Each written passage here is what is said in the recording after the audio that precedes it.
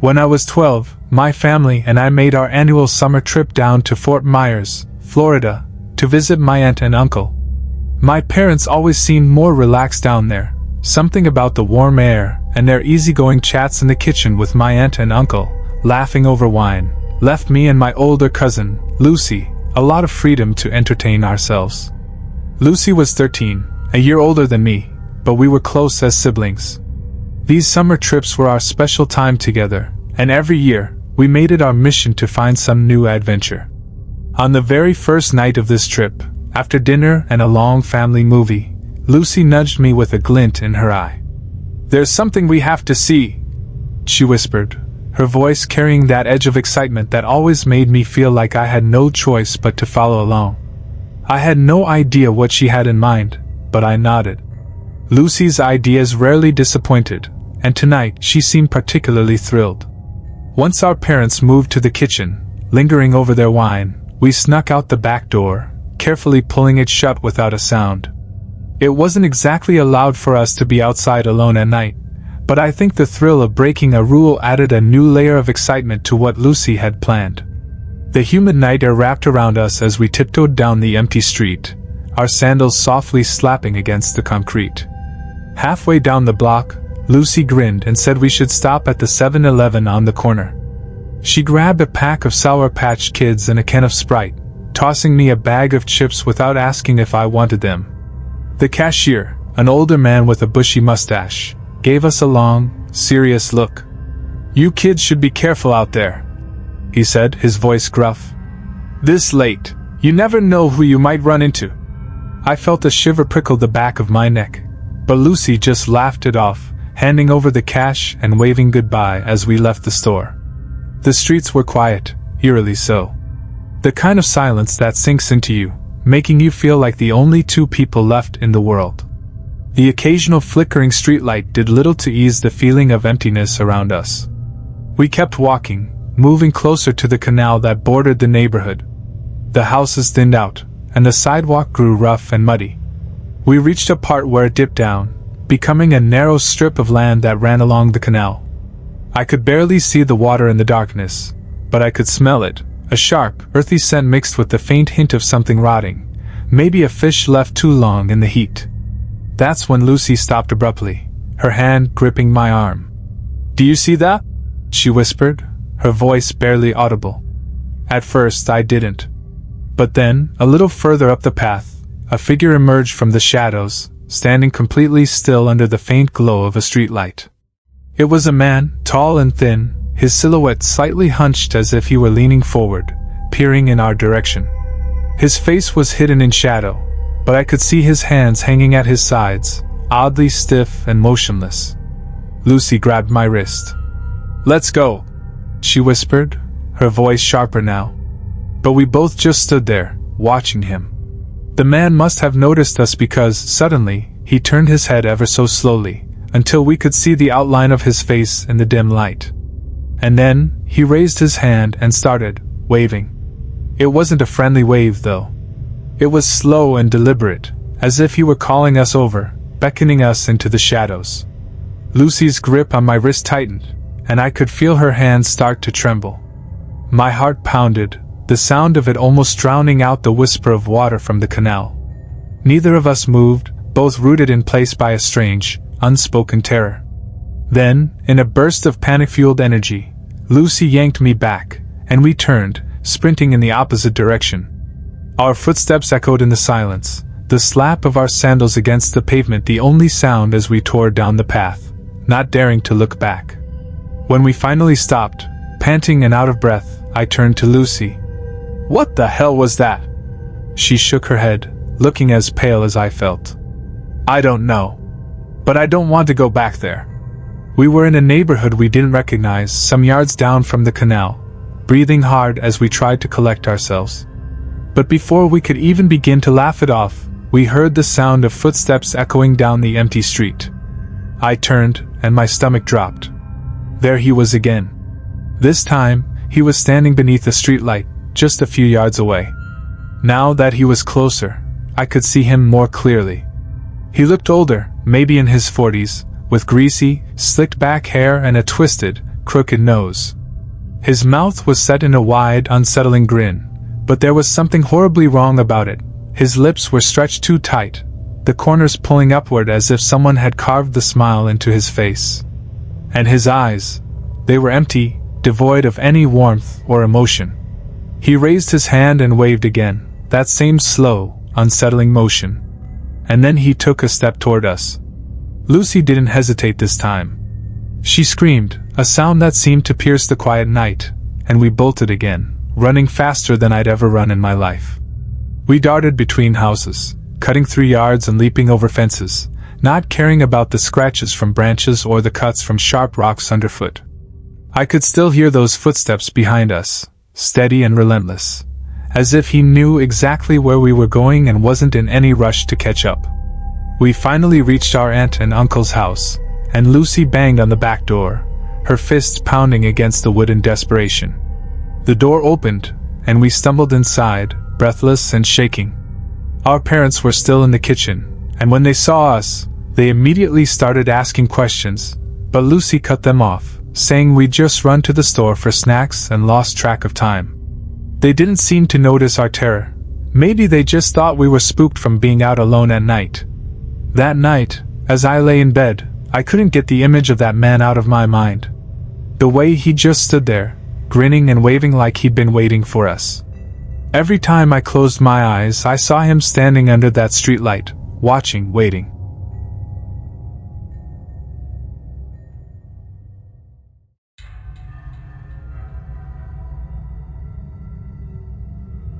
That last summer before high school, my friends Ben and Ollie and I decided to have one final sleepover.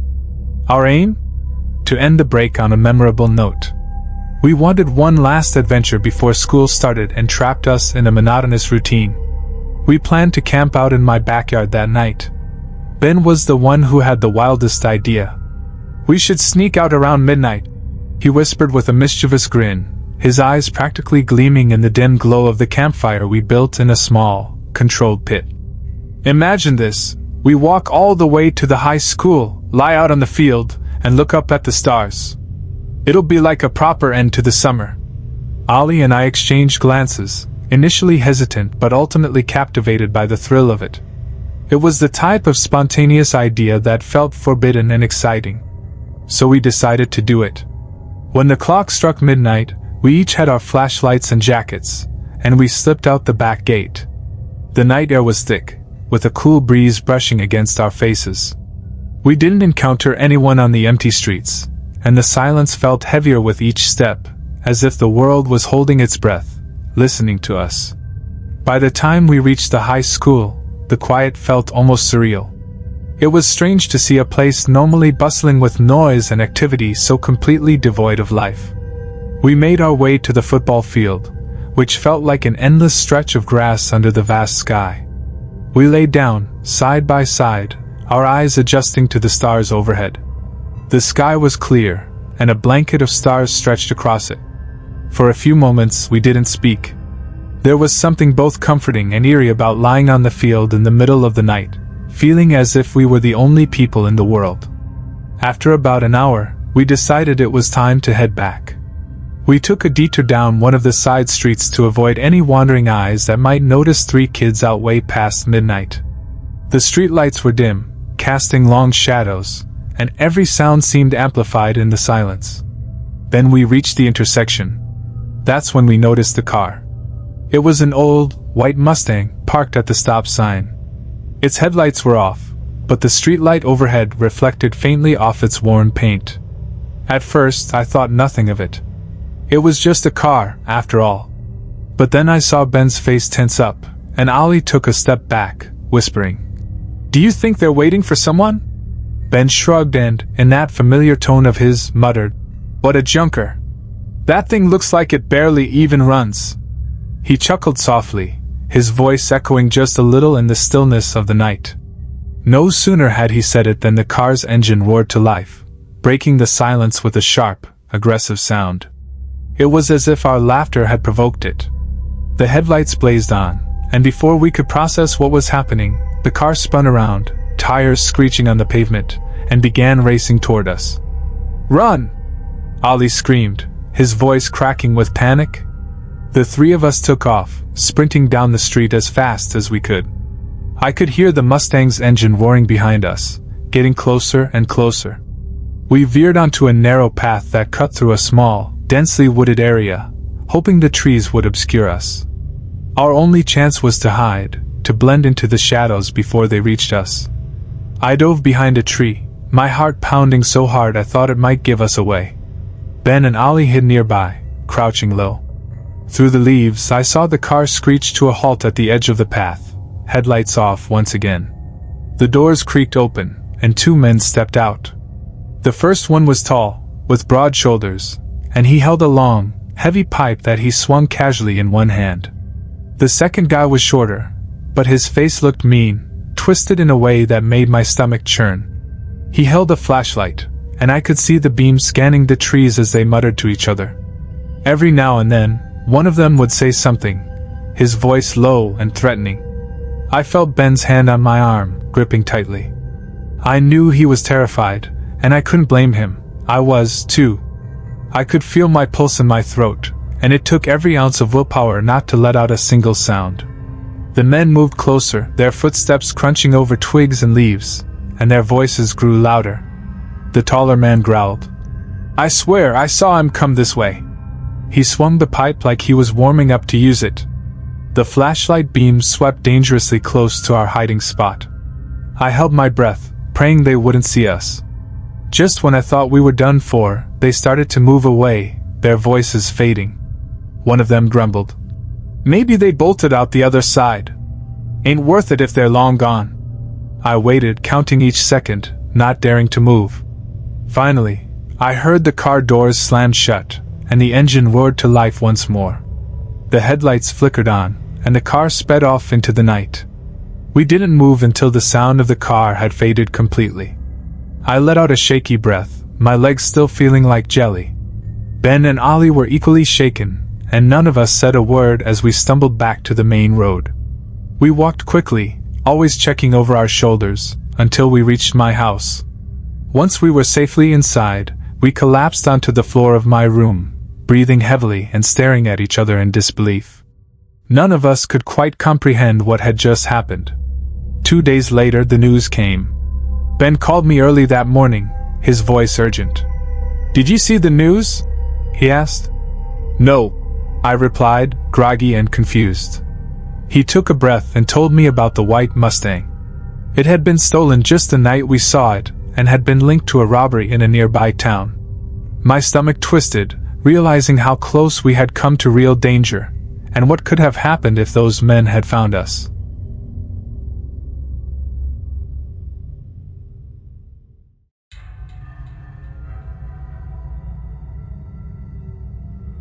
It was a Saturday night in the summer of 2013, and I was 16 years old. The kind of night where you can feel the air grow thick and heavy, where the moon is just a thin sliver in the sky, barely shedding enough light to make out the shapes around you. I had never done something like this before. I mean, yeah, I'd snuck out a few times to meet friends or ride my bike around the neighborhood, but this was something different. Jose and I had been talking about it for weeks. The old St. Elizabeth's Hospital, tucked away on the outskirts of town. The place had been abandoned for as long as anyone could remember, and people said it was haunted. People always say things like that about places like that. I didn't believe in ghosts. I didn't believe in any of that stuff. But there was something about the place that called to you, a kind of darkness that clung to it, and I was more than ready to see it for myself. Jose didn't have a curfew, so it was easy for him to slip out whenever.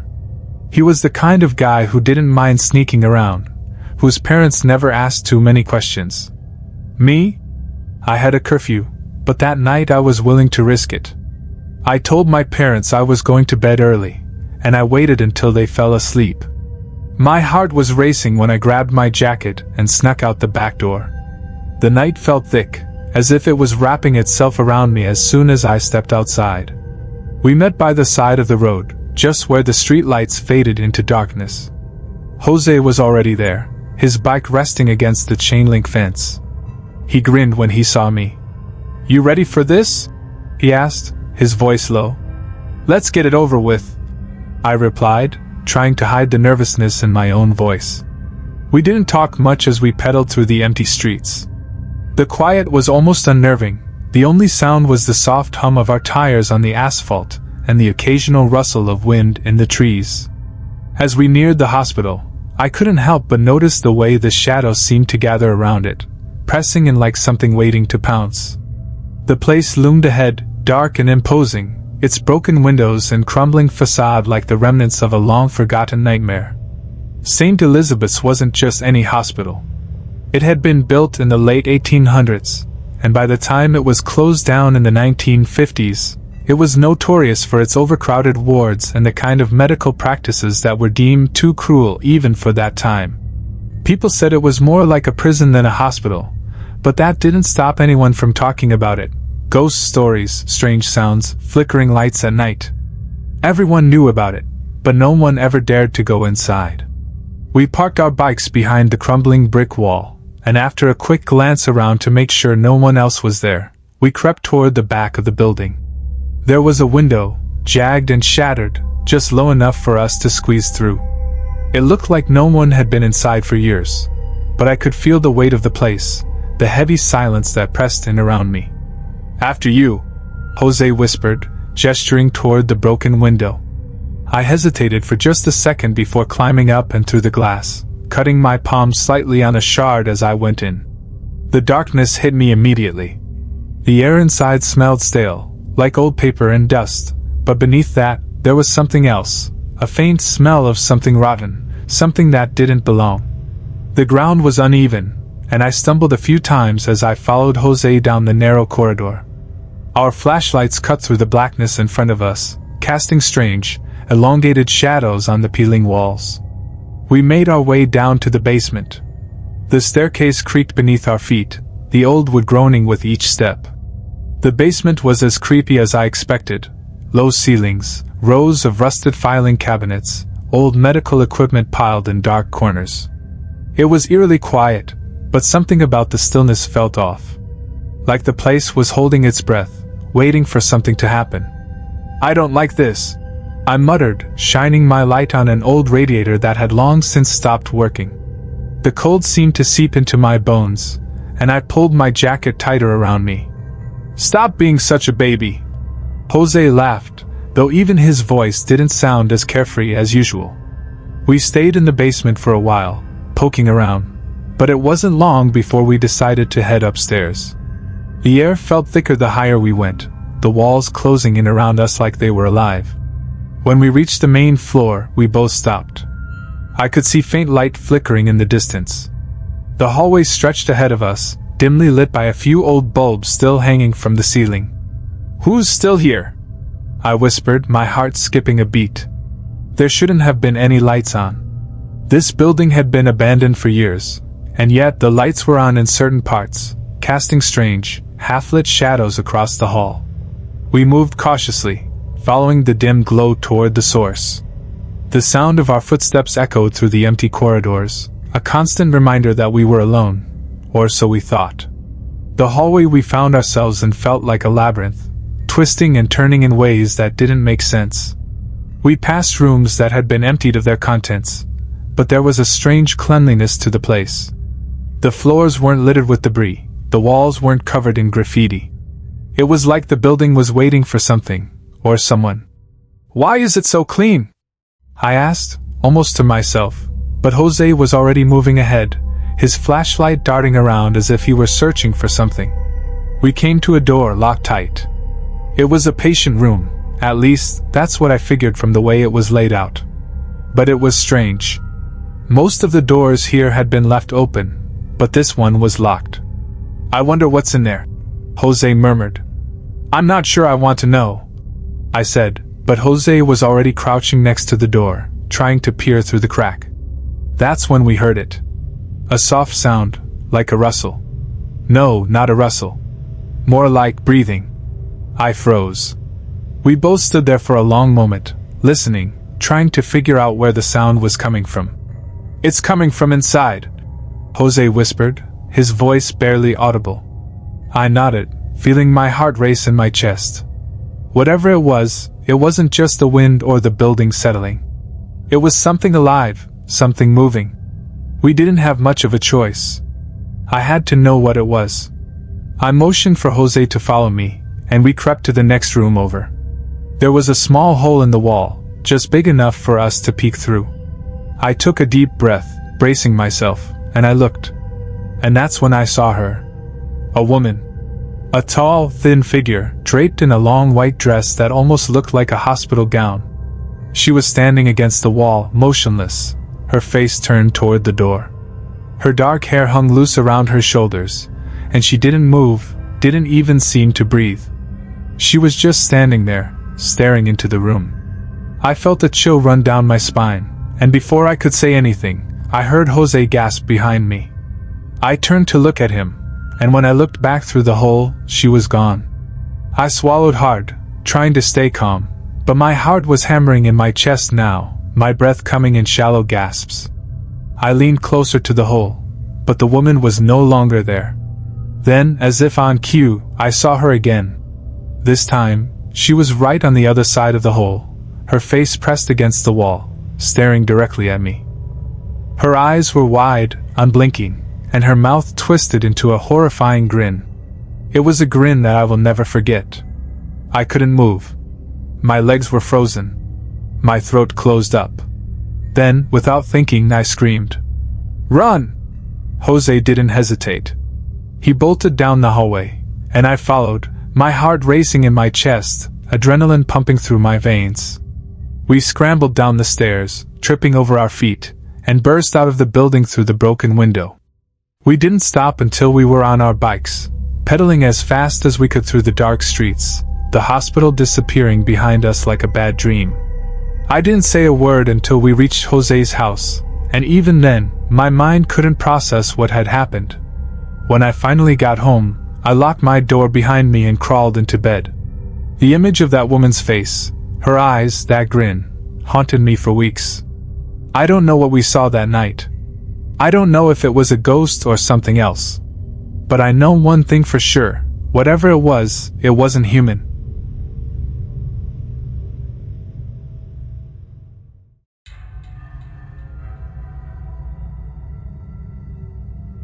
I never expected a weekend getaway in the Adirondacks to turn into a nightmare. I had planned the trip months in advance, renting a cabin through Airbnb nestled deep in the woods. The place was isolated, exactly what I wanted. I've always loved the idea of being alone in nature, with only the whisper of the wind through the trees and the crackle of a fire to keep me company. The cabin was small but charming, the kind of place where you could truly disconnect. When I arrived, it was a clear day. The sun was setting over the mountains, painting the sky in hues of orange and pink. It was peaceful, quiet, so quiet, in fact, that I couldn't remember the last time I'd felt so detached from the world. My phone had no signal out here, and that was just perfect.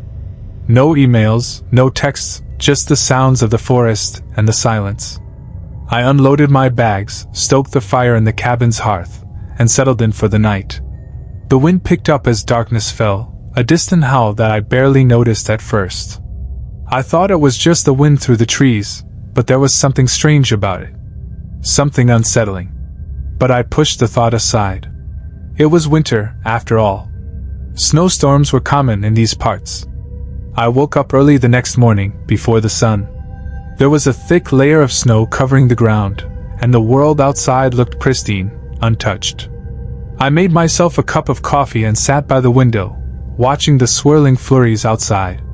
But as I was sipping my drink, I heard something, a sound at the door. A knock. It was too early for anyone to be passing by, and I hadn't seen another soul since I arrived. I stood up, hesitating for a moment, then walked to the door. I peered through the frosted glass, my heart skipping a beat when I saw her. A woman, maybe in her early 40s, standing on my doorstep. She was bundled up in layers of clothing, but her face was pale, her eyes wide with exhaustion. I opened the door cautiously. "Can I help you?"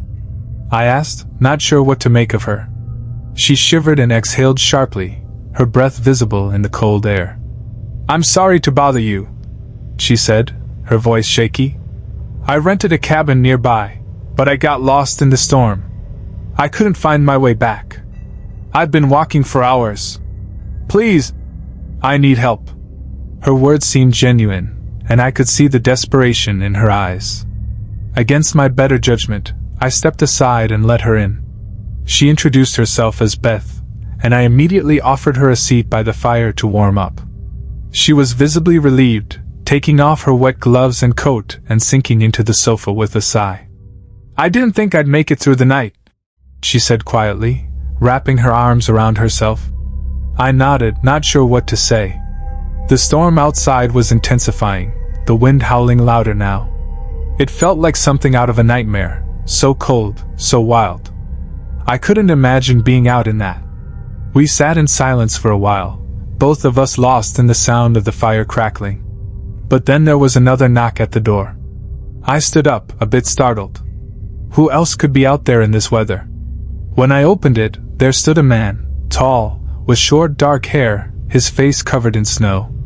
His eyes darted nervously as he spoke. "I'm sorry to intrude, but I was hiking nearby, and the storm caught me off guard. I need a place to wait it out. Can I come in?" I glanced at Beth, who was now sitting upright, a look of unease crossing her face. Something about the man's sudden appearance didn't sit right with me. Still, I couldn't bring myself to turn him away. "Of course," I said reluctantly, stepping aside to let him in. He introduced himself as Jack.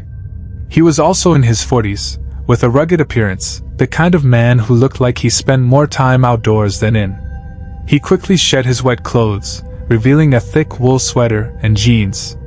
He seemed genuinely exhausted, and there was a strained look in his eyes. We all sat around the fire, exchanging small talk. It wasn't long before the conversation turned to the storm outside. The winds were howling even louder now, and I couldn't help but feel a growing sense of unease. "So, what brings you both to the Adirondacks?" I asked, trying to make polite conversation. Beth spoke first. "I was just here for some peace and quiet. I've been feeling overwhelmed. I thought a few days away would help clear my head." Jack nodded in agreement. "Same here. Just needed to get away from it all."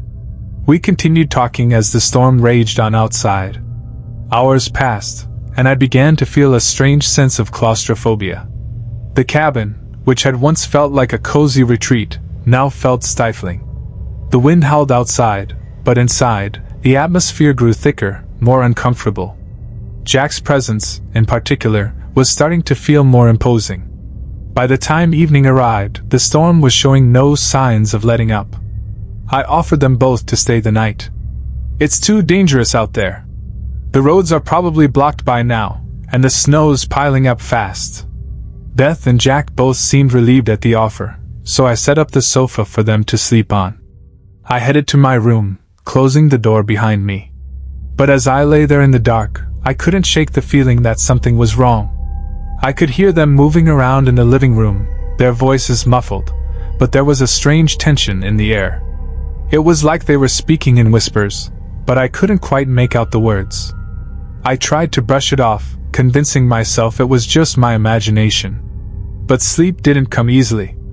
Every creak of the cabin, every gust of wind outside made my heart race. I pulled the blanket tighter around me, trying to calm my nerves. At some point in the night, I was jolted awake by a loud noise, something crashing, something falling. My heart pounded in my chest as I scrambled out of bed. The cabin was eerily quiet now. I stepped into the living room, and my breath caught in my throat. The front door was wide open, swinging in the wind. I froze.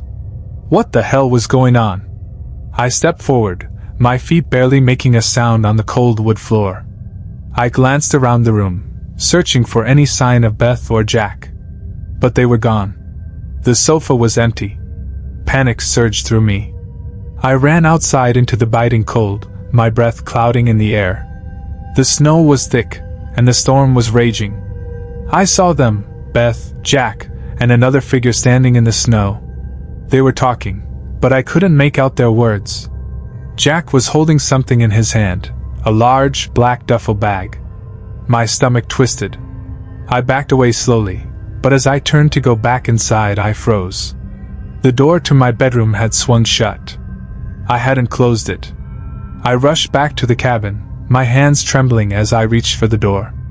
But before I could open it, I heard footsteps, slow, deliberate, coming from inside. I turned and ran. I didn't stop to grab my things, didn't even look back. I ran through the snow, slipping and stumbling, my heart pounding in my chest as I reached my Jeep. I jumped in, slamming the door behind me, and floored the gas pedal, tearing through the snow. As I drove, the world around me blurred, my mind racing. I didn't know what had just happened, but I couldn't shake the feeling that I had narrowly escaped something terrible. Beth and Jack weren't just lost travelers. They had been watching me, planning something. I didn't know what their plan was, but I was certain of one thing. I had narrowly avoided whatever it was. Looking back, I feel foolish. I trusted them. I let them in. But deep down, I know I was lucky. Lucky that I escaped when I did. I'm still not sure who that third person was. All I know is that I'll never forget the look in Beth's eyes as she stood in the snow, holding her bag, looking at me like she knew exactly what was going through my mind.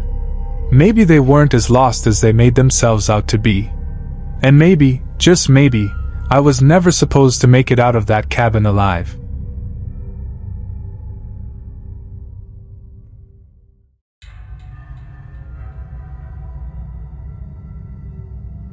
Thanksgiving of 2019 was supposed to be another quiet holiday with just the family. My mom, dad, my younger brother Alex, and me. We didn't expect anything out of the ordinary. After all, it was just a regular dinner like every other year, with the same old turkey, mashed potatoes, and pumpkin pie. But that night was different. And it's the reason I can't shake off the feeling that we should have never let him in. It all started when Dad left the house to grab a few last-minute things. You know how it is, you think you've got everything, but then you realize you're missing something essential. I had just finished setting the table when he returned, carrying a bag of groceries. He wasn't alone. Standing next to him was a man I didn't recognize, someone who clearly didn't belong. This man, Stefan, as my dad introduced him, was tall and gaunt, his face unshaven and hollowed, eyes sunken as though he'd seen far too much of the world's cruelty.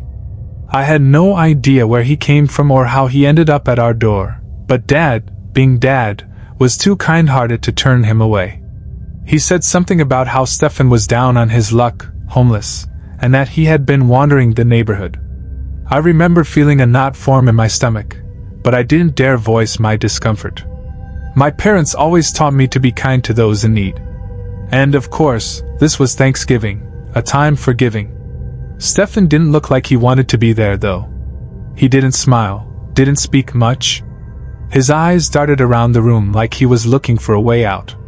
I could tell he was nervous, but at the same time, he didn't seem entirely human. His movements were stiff, deliberate, almost unnatural. Still, we all tried to make him feel welcome, awkwardly offering him a seat at the table. The meal started off uneventfully. My mom, as usual, was the perfect host, polite, warm, and chatty. But Stefan barely made eye contact with anyone. He just shoveled food into his mouth, his hands shaking as though he couldn't get enough. It was unsettling. His table manners were strange, to say the least. He didn't seem to care about the mess he was making, crumbs falling from his mouth and sauce splattering on the table. My brother Alex, only 10, kept staring at him, eyes wide, like he was afraid of what was happening. I could feel it too, this unease creeping up my spine. Despite everything, we pushed through the meal. There were moments when I caught Stefan staring at my parents with a look that I couldn't quite place. It was almost like he was studying them, weighing them in some way. I couldn't help but glance at my dad, who was just too trusting, too friendly for his own good. He didn't seem to notice the odd behavior, or maybe he was just being his usual self, too hopeful that people could change, that a little kindness would make a difference. After dinner, Stefan excused himself to use the bathroom. I didn't think much of it at first, but then something felt off. Maybe it was the way he'd stood up, or the way he had paused by the hallway. like he was listening to something. But I dismissed it. It was probably just my imagination. He was a stranger after all, and I didn't know how these things worked. Minutes passed. Then it became a half hour. Then 45 minutes. I found myself growing uneasy. It wasn't normal for someone to stay in the bathroom this long, especially after dinner. I went to check, knocking softly on the door. No answer. "Stefan?" I called, trying to sound casual.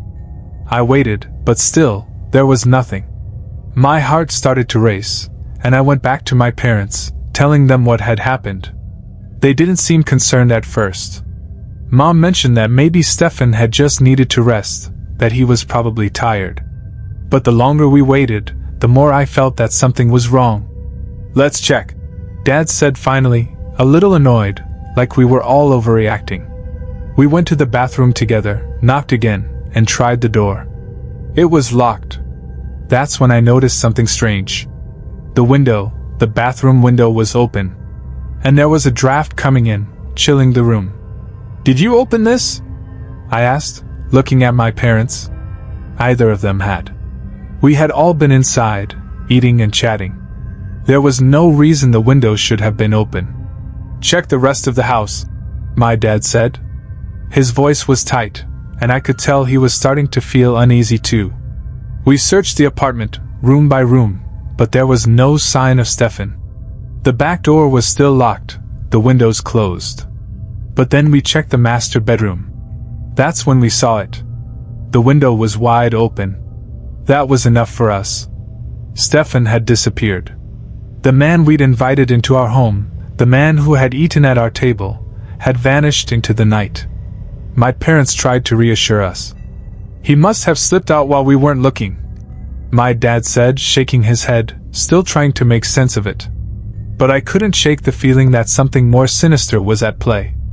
I don't know why, but I just couldn't let go of the gnawing suspicion that Stefan wasn't who he said he was.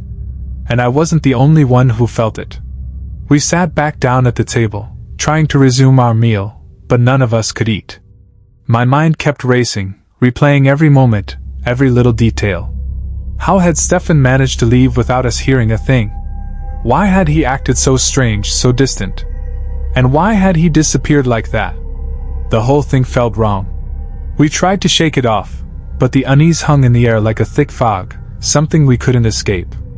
The night dragged on, and one by one, we went to bed, hoping that sleep would wash away the dread that clung to us. But that night, sleep didn't come easy. At around 2 a.m., I woke to a sound that made my blood run cold, soft, shallow breathing. I froze, my heart hammering in my chest. The sound was so close, like someone was right next to me. I tried to move, but I couldn't. It was as if the air had thickened, trapping me in place. The breathing continued, each exhale louder than the last. I slowly turned my head, trying not to make a sound. And there, standing in the doorway to my room, was Stefan. He wasn't standing. He was crouched, hunched over, his face twisted in an expression I couldn't quite make out, but it was like he was savoring the moment. My breath caught in my throat as he stepped closer, his body moving in a way that made no sense, jerky, like a marionette being controlled by unseen strings. I could feel his eyes on me, cold and predatory. Then, without a word, he reached out. I remember the touch, cold and clammy, as his hand wrapped around my throat. The pressure was suffocating, and I thought I was going to die right there, in my bed, with no one to save me. I screamed, the sound of my voice like a lifeline. I fought, kicking and clawing, trying to break free from his grip, but he didn't let go. It was like he was playing with me, enjoying my fear. And then, just as quickly as it started, Stefan stood up, his hand falling away from my neck as if nothing had happened. He didn't say a word. He simply turned and walked out of the room, his footsteps echoing down the hallway. I didn't know what to do. I couldn't breathe. I couldn't think. I ran out of my room, screaming for my parents. My mom and dad burst out of their room, looking panicked. But Stefan was gone. We called the police, of course, but by the time they arrived, there was no trace of him. No footprints in the snow outside. No sign of a struggle.